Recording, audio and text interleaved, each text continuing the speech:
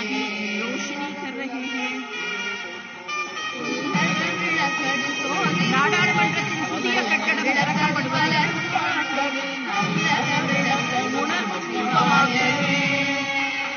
விளக்குகிற வகையில் மாண்புமிகு பிரதம மந்திரி அவர்கள் பஞ்சமுக தீபம் ஏற்றி மங்களமும் ஒளியும் சேர்த்துக் கொண்டிருக்கிறார்கள்.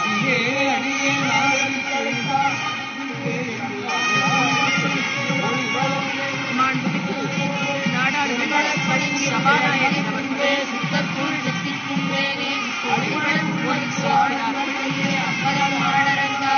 வெளிவளர் தெய்வம் பூத்து ஒன்றாயும் உடனே ஆகிய பிரதானமந்திரி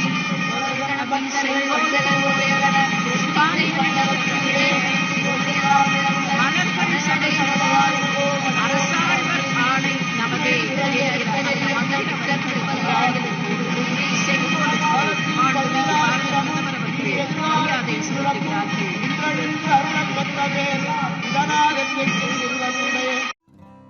आज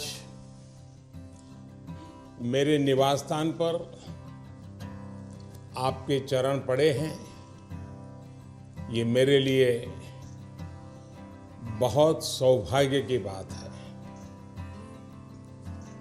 ये भगवान शिव की कृपा है जिसकी वजह से मुझे एक साथ आप सभी शिव भक्तों के दर्शन करने का मौका मिला है.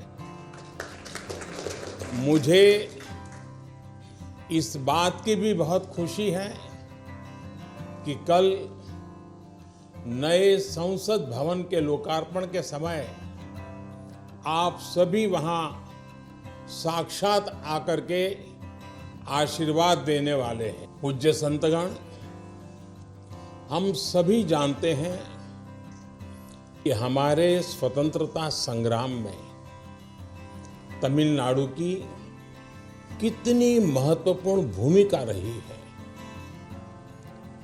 वीर मंगई वेलु नाचियार से लेकर मर्द भाइयों तक, सुब्रमण्यम भारती से लेकर नेताजी सुभाष चंद्र बोस के साथ जुड़ने वाले अनेकों तमिल लोगों तक हर युग में तमिलनाडु भारतीय राष्ट्रवाद का गढ़ रहा है. तमिल लोगों के दिल में हमेशा से मां भारती की सेवा की, भारत के कल्याण की भावना रही है. बावजूद इसके ये बहुत दुर्भाग्यपूर्ण है कि भारत की आजादी में तमिल लोगों के योगदान को वो महत्व नहीं दिया गया जो दिया जाना चाहिए था. अब बीजेपी ने इस विषय को प्रमुखता से उठाना शुरू किया है. अब देश के लोगों को भी पता चल रहा है कि महान तमिल परंपरा और राष्ट्रभक्ति के प्रतीक तमिलनाडु के साथ क्या व्यवहार हुआ था.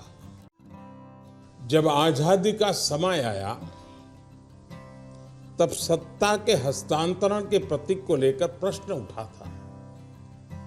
इसके लिए हमारे देश में अलग अलग परंपराएं रही हैं, अलग अलग रीति रिवाज भी रहे हैं.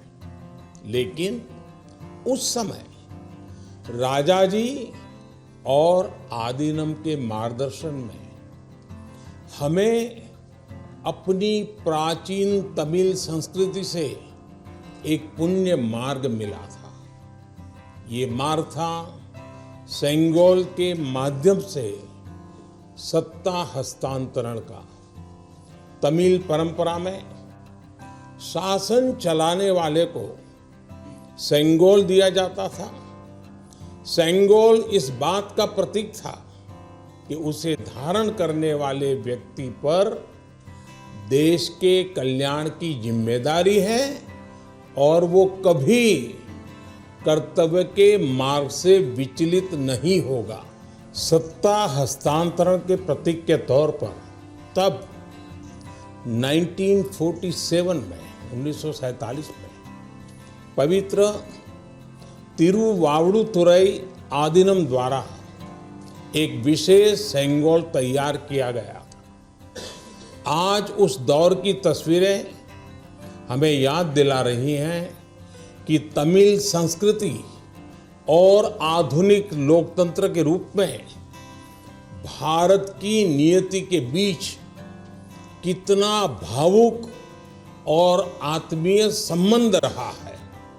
आज उन गहरे संबंधों की गाथा इतिहास के दबे हुए पन्नों से बाहर निकलकर एक बार फिर जीवंत हो उठी है। अच्छा होता कि आजादी के बाद इस पूज्य सेंगोल को पर्याप्त मान सम्मान दिया जाता, इसे गौरवमय स्थान दिया जाता, लेकिन ये सेंगोल प्रयागराज में आनंद भवन में वॉकिंग स्टिक यानी पैदल चलने पर सहारा देने वाली छड़ी कहकर प्रदर्शनी के लिए रख दिया गया था। आपका ये सेवक और हमारी सरकार अब उस सेंगोल को आनंद भवन से निकाल कर लाई है।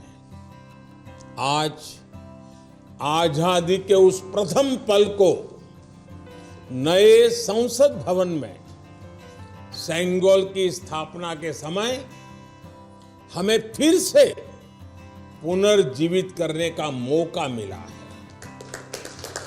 लोकतंत्र के मंदिर में आज सेंगोल को उसका उचित स्थान मिल रहा है। मुझे खुशी है कि अब भारत की महान परंपरा के प्रतीक उसी सेंगोल को नए संसद भवन में स्थापित किया जाएगा।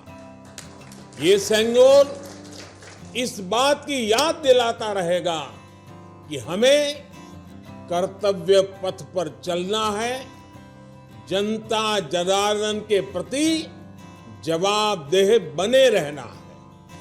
पूज्य संतगण, आदीनम की महान प्रेरक परंपरा साक्षात सात्विक ऊर्जा का प्रतीक है।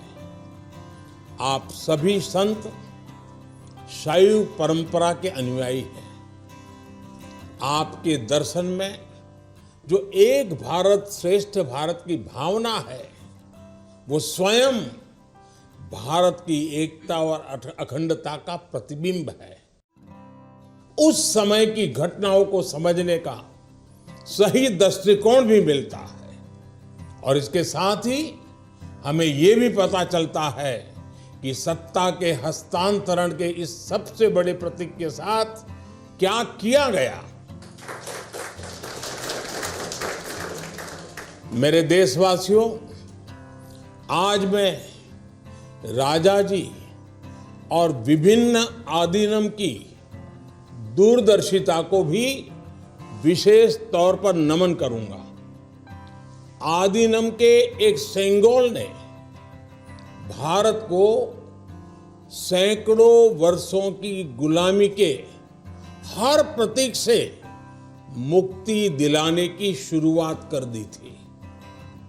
जब भारत की आजादी का प्रथम पल आया, आजादी का प्रथम पल, वो क्षण आया, तो ये सेंगोल ही था जिसने गुलामी से पहले वाले कालखंड और स्वतंत्र भारत के उस पहले पल को आपस में जोड़ दिया था। इसलिए इस पवित्र सेंगोल का महत्व सिर्फ इतना ही नहीं है कि ये 1947 में हस्तांतरण का प्रतीक बना था।